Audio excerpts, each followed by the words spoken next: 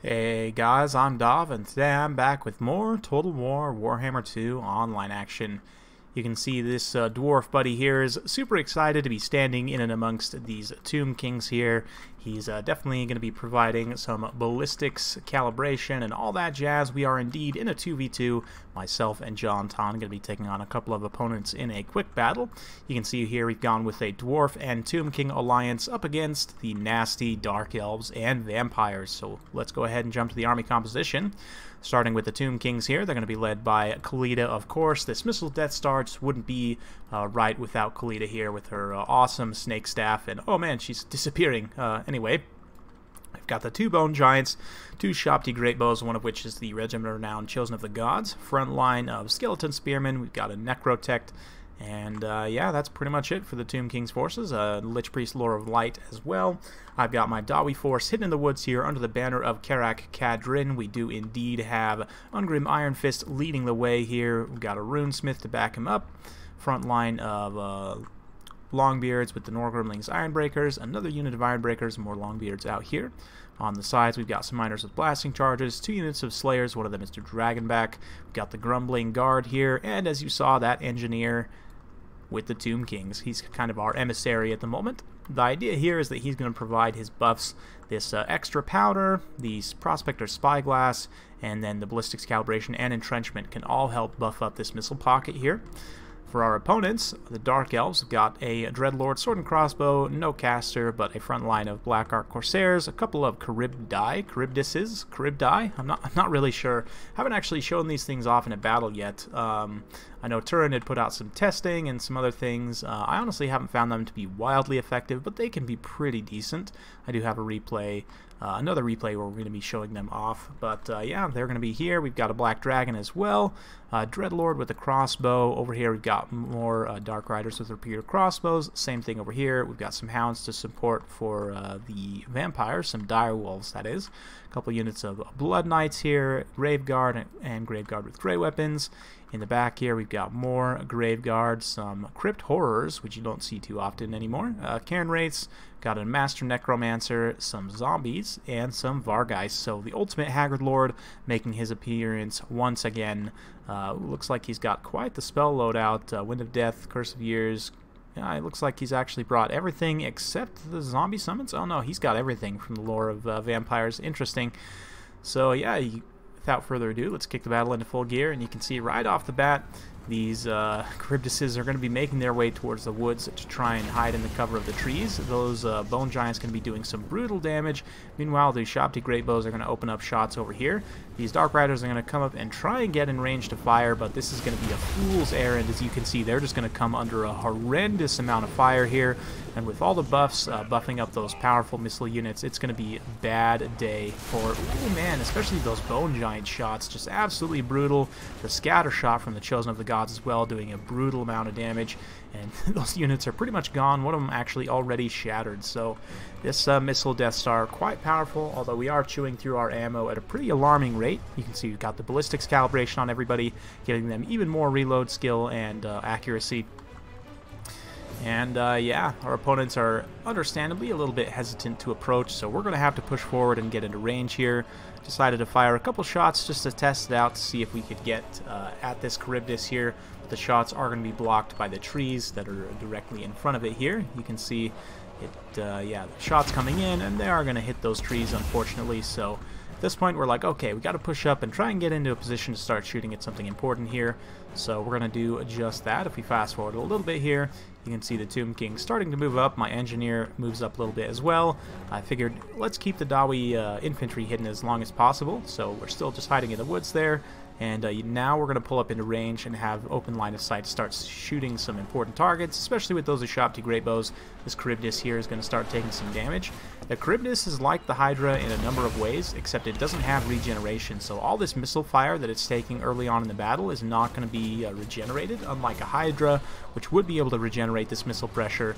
You can see this thing taking an absolutely devastating amount of damage, and our opponents just content to sit back and take it at this point. But yeah. The missile Death Star is very real. You can see we've already chewed through more than half the ammo on that Bone Giant there. I'm going to be pulling back the Death Star a little bit here as our opponents start to try and encircle. I'm also going to be bringing my Dawi force out of the woods here, so we'll watch as the Karak Kadrin force comes out of the forest here. And man, I just love the Karak Kadrin's color scheme. Got some Ekran's miners here out on the side, and then man, that red and gold just looks so regal, so proud. Very fitting for the Dawi. But yeah, you can see Crypt Horrors making a little bit of a piecemeal advance here. Our opponents not really advancing too well together, but they are definitely pushing forward at this point, which is advisable. That being said, these Vargeists are going to try and get in on the back line. Those Crypt Horrors are pretty much done for without even making contact here, so it's pretty rough. You can see those Vargeists did have an attack order, unfortunately, on those Skeleton Spearmen rather than on the Shabti Great Bows, which would have been pretty solid to shut down. Dragon Breath coming down, unfortunately, only hitting those Skeleton Spears. Doing some pretty solid damage as well, those Shabti Great Bows, though. That being said, this dragon is just sitting here taking fire from the Death Star, and it's, yeah, it's quite operational, as one may say. You can see Vargeist in the front line, and this Charybdis is going to be caught by an overcast net, and then the Death Star is going to turn its attention over this way. You can see that Bone Giant loading up a shot. Ooh, nope, he decided against it. But the Dwarf Infantry going to be coming in now. You can see the Crypt Horrors pushing through to the back line, trying to get on this Bone Giant here. But the Proud Dawi are pushing forward as the frontline engagement gets underway proper here. You can see Crypt Horrors pushing up. We've got Black Ark Corsairs just cutting their way through skeletons. But the blasting charges are about to come through here as the Norgrimlings, Ironbreakers, and other troops pull up into range here and start unloading their blasting charges. Blasting charges do fire damage, so these Crypt Horrors are definitely going to be in for a bad time. Not to mention the Dragonback Slayers also applying an additional weakness to fire there. So yeah, those Crypt Horrors are in for some trouble. Meanwhile, the Cryptness is trying to push through. Jonton's pulled back his missile Death Star and going to be getting back into a firing position, shooting away at this Charybdis. You can see it's starting to take a lot of damage here. Norgrimling's Ironbreakers also fighting in this pocket. And yeah, it's going to be rough stuff for the Dark Alliance here. The Graveguard trying to cut through. Again, Slayers coming up in this pocket, doing a great job. We've got more Longbeards holding the line. Longbeards have really good defensive stats. If we take a look here, I believe they have 48 melee defense, so they'll be able to hold out just fine while the Missile Death Star finishes off that Charybdis. The Bone Giants are just about out of ammo. But yeah, over on this flank, the Black Knights and Cairn Race pushing through. Dawi holding the line momentarily. We've got blasting charges coming in. You can see the Longbeards getting in here. Graveguard with great weapons will definitely do quite well against Longbeards, but we've managed to win in other parts of the battle so decisively that it's going to be hard for the Dark Alliance to come back here. And the I'm not really sure what to call the Tomb King Dwarf Alliance. I guess the Ballistics Alliance, the evil empire of Star Wars. I don't really know, but anyway, there is going to be a victory for the Dakka force here.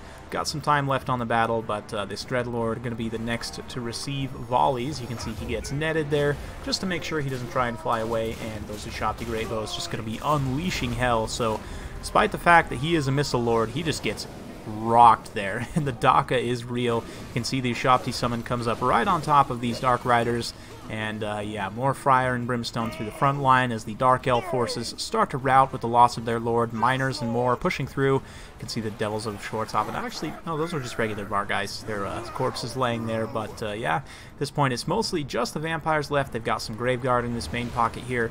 More zombies and Graveguard out to the flank. Unfortunately, these Dark Riders getting pinned in here. They really needed to push through and try and get onto the missile unit sooner, but the Bone Giants have used up their ammo at this point, so they're going to be running forward and doing some damage here. Meanwhile, the Longbeards still holding the line. We've got the Slayers, axes out, Dragonback Slayers, in fact, running in here. They're going to be mixing things up a little bit. And oh man, the missile fire. Ooh, that scatter shot from the Chosen of the Gods, just absolutely brutal.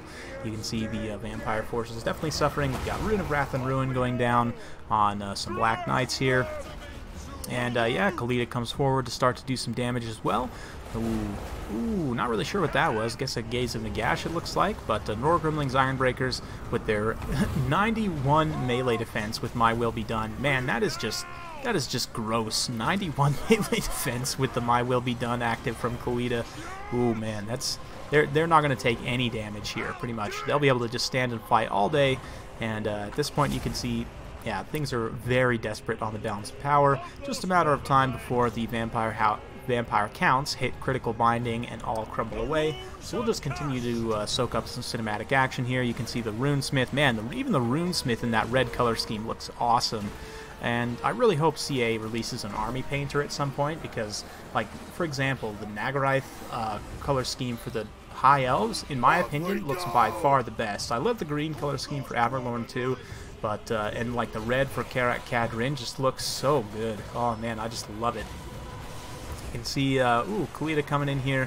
The Ushabti, who had used their ammo, also going to be pushing through here. Now, Norgrunling's Ironbreakers cutting through the last of the zombies here, and it is just these zombies left. The vampire counts. The rest of their forces have crumbled away here, so pretty thematic battle. I don't know that the dwarves would ever work with the Tomb Kings directly, but I figure, you know, since there are dark elves involved, Khalida hates vampires, so obviously she has a vested interest in taking out the vampires. There's dark elves involved, so Ungrim has a interest as well in beating down some dark elves. So, you know, maybe it's a little bit thematic. You guys will have to let me know in the comments down below. But super fun battle. Hope you guys enjoyed watching.